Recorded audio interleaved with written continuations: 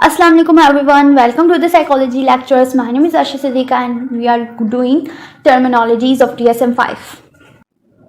Emotional liability instability of emotional experiences कहा जाएगा कि इमोशनल एक्सपीरियंसेस जो सी उनको अपने जो हम सब में एक चीज़ है कि हमें अपने इमोशंस फील भी होते हैं और हमें अपने उन इमोशंस को कैसे कंट्रोल करना है ये भी आता है।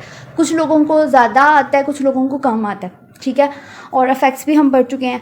अब यहाँ पे क्या है कि हमारे कुछ इमोशंस होते हैं, मूड्स होते हैं और कुछ फीलिंग्स होती हैं, ठीक है। कुछ लोग होते हैं जो कि अपने मूड को या अपने इमोशंस को कंट्रोल नहीं कर पाते, वो इजीली अरोज हो जाते हैं चीज़ों पे और काफ़ी इंटेंस किस्म के होते हैं और out of proportion of the event and circumstances, certain event and circumstances में बहुत ज़्यादा गुस्सा हो जाते हैं। कुछ लोग होते हैं जिनको बुरा भला कहा जाए, वो लोग कहते हैं हाँ हम बुरे हैं, गहरी सांस लेंगे, हाँ हम बुरे हैं कह के निकल जाएंगे, ठीक है। कुछ लोग होंगे जो सुन तो लेंगे लेकिन बाद में सड़ेंगे, हाँ मुझे ये कह दिया, हाँ मुझे कह दिया। कुछ लोग होंगे मैं बुरा हूँ, मुझे कहा कैसे, मैं तो तुम्हारा सर फाड़ के यहाँ से निकलूँगा और चीज़ों तो और फोड़ कर देना, उसको एक के बदले चार सुनाना, ठीक है। तो ये हमारा होता है रिएक्शन कि हम कैसे रिएक्शन दे रहे हैं। अब वो लोग जो कि सैडनेस, हैप्पीनेस या एंगर, ठीक है, काफ़ी ज़्यादा जल्दी एगिटेट हो जाते हैं अपने किसी भी इवेंट से, किसी भी सर्कमस्टांसेस से और वो अपनी इमोशंस को कंट्रोल नहीं कर पा रहे होते और उनको हेल्प चाहिए होती है अपनी इमोशंस के लिए।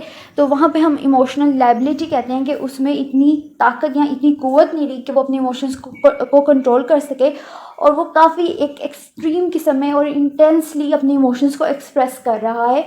इवन स्लाइडेस्ट बिट ऑफ अरोजल कि एक छोटा सा भी स्टिमुलस दिया जाए, एक छोटी सी भी उसको ट्रिगर दिया जाए, उस छोटे से ट्रिगर की वजह से वो काफ़ी बड़ा इम्पैक्ट क्रिएट कर रहा है, ड्रामा क्रिएट कर रहा है, इमोशनल ड्रामा क्रिएट कर रहा है। तो तब हम कहेंगे इमोशन लाइबिलिटी, क्योंकि उस बंदे में वो अपनी क़ुव्वत मुदाफ़ा अपने आप पे खो बैठा है। अब वो अपने इमोशंस को कंट्रोल नहीं कर पा रहा, उसको कुछ मेडिकेशंस की हेल्प चाहिए होगी अगर ज़्यादा इंटेंस होगा। अगर ज़्यादा इंटेंस नहीं होगा तो फिर वो साइकोलॉजिस्ट की हेल्प से भी हम उसको कवर अप कर सकते हैं। आई होप कि आपको समझ आया हो। नहीं समझ आया you may ask in the comment box और मीनवाइल प्लीज़ सब्सक्राइब ज़रूर करिएगा।